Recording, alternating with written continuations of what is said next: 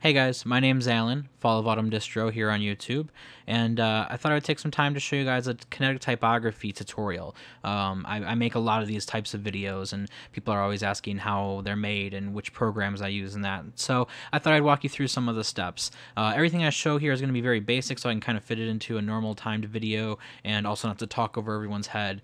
If you'd like more information on this, you can either contact me or Google it. The web is a great source for tutorials, and there are tons of them out there for doing this type of work. To get started, there's two programs that you're going to need, Adobe Illustrator and Adobe After Effects. First, let me show you what our final product is going to look like. This is a short clip from a video I made a couple months ago. You want a social life with friends, a passionate love life, and as well to work hard every day. What's true is of these three you may have two, and two can pay you dividends, but never may have three. Okay, as you can see, it's a really cool effect. So how do we do it? Well, first you need to pick a source material. So you need a poem, such as I used, or you can use a song or a scene from a movie, a reading of a short story or paragraph, something that you can animate the words to. Step one is to enter the text you want to use into Adobe Illustrator. So you can just copy and paste it from a Word document, or you can come in here and type it. First, we're going to break apart the text and do some layout inside Illustrator. So this is where your typography training is going to come in. Okay, what I'm going to do is make each word its own group. So I just highlight the word that I want and then hit Control-G to make it a group. Now that I have these grouped, I can move just one word at a time on its own. It's now that I have to make some design decisions, whether I want the video to rotate or I want the words to all fly on from one side or the other. So I'm just going to take some time to rotate a couple of these words, and we'll try to find a good fit for them.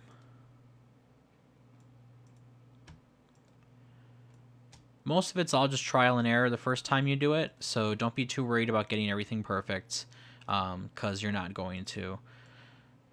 I had to do a number of these before I had anything that was good enough to post. Okay, now because I'm working with vectors here, I can take and blow up the words as large as I want and stretch them out any way that I want, and they're not going to get pixelated because I'm working with vectors still. Be careful though if you start working with bitmap images, because you don't just have to use text, you can have images fly onto the screen as well. However, if you use bitmap images and you stretch them out like I just did to the word coolest, you're going to get some pixelation and it's going to look really nasty. Okay, once I have a layout that I'm happy with, I can take each one of these different words and break them apart into their own separate layer. We're going to need to do that so we can animate them individually in After Effects. So here's my first Illustrator file for the social life poem video that I did. As you can see, I laid out all the words here, each one as an individual layer that I wanted to animate. And I also made this little calendar thing here because they mentioned day after day or something like that in the poem. So I wanted to make sure that there was a calendar here that I could animate on each day of the week individually. And then there's also the second scene down here that it goes to eventually, again with each word as its own group and layer. When you're done laying everything out in Illustrator, make sure to save the file, and then we're going to take it over to After Effects. So this is After Effects, and I've already imported the file we were working on in Illustrator. As you can see, each one of these words is an individual layer here. It's here that you can start animating the words using keyframes. So each individual word will have a start point and a stop point, and the keyframes will animate that word from one point to another on the screen. So if I scroll through this backwards, you'll see everything kind of fall apart from where it's all been set in place. So first the boxes disappear, then the words start flying off one at a time. Now those words were all just animated on with little individual keyframes, which I'll show you in just a second. Okay, let's first just focus on this word you. Down in our timeline, we have a position track. And by setting keyframes from one point to another, over that elapsed time, After Effects is automatically going to move the word to wherever I tell it. So if I drag this point out here, you'll see that the word you animates on a lot slower than it should, okay? So basically everything here is just a timing game. You have a start point and an end point, and you just have to time all the words to fly on at the right time. To do this, you'd want to play your MP3 along with your animation. As you can see, I've imported my MP3 right here that will play along when I preview the animation that I'm working on, so I can make sure that each word hits when it's supposed to match up with the recording. Once you have your animation timed up to your MP3, you're going to pre-compose each scene. Now again, this is an After Effects term, which basically means we're going to take all this animation that we made and group it into one group so that we can zoom in and have the camera follow along the words however we want. So here's the animation for that scene that I just made. Let me play it through for you again. The word "you" drops, and then "want a social life with friends," and the rest of the words animate on. But as you can see, nothing's rotating, nothing's readable, because now it's all on the side. And there we go. So that text is upside down, then it's back on its side again, and then the calendar appears, okay? So all that's great for this, but that doesn't make a very good video. It's all just sitting there very static. So what you do is then you pre-compose this and make it into a group, and then we bring it over here. So this is our main video window where our video is going to be directed.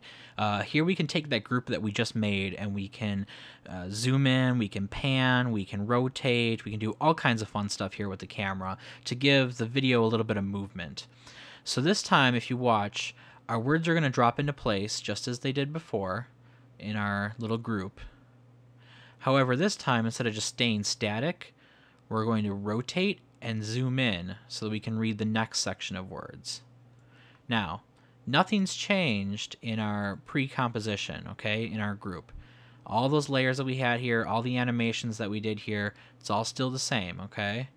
However, in the direction that we've made, we're able to spin the camera around, zoom in as we want, zoom out as we want, and pan across that group that we made, which gives a little bit of interest here, okay? A few quick tips just to help your videos look a little bit more professional if you're going to make a kinetic typography video. You'll see that I have a slight silhouette effect here on our main composition. If I turn that off, it's just a flat white background, and that looks very boring, very unprofessional. So give it a slight silhouette, and that'll add a little bit of depth to your project. Also, there's an option in After Effects called motion blur, and what this does is usually when you're filming something and it moves very quickly across the screen, if you look at the individual frames, that thing that's moving very quickly is going to be blurred out because the camera can't keep up with how quick it's moving. However, computers can keep up, and it makes things very sharp and detailed, which is great sometimes, but other times it makes things look really fake. So to help add a little bit of life to your project, make sure to turn on motion blur when you're working with these objects, so that as things move across the screen and fly on or zoom out or pan out, you're going to get some blurring effects on the words. That's going to help add a lot of depth. Also, if you want to call out certain words, changing the colors or the font or the sizes really helps add a bit of depth to this as well. Try not to make everything the same size, the same color, and the same font. It's just not going to be fun to look at. Thank you, VideoVanGogh, for having me on this week. Hope you found this video interesting, and thanks to all of you who have watched. Every Father's Day I hear the same old story, but if fathers are so great, why don't they get any glory? I hear about their sons and the great things they've done, but the fathers of great men are quickly forgotten.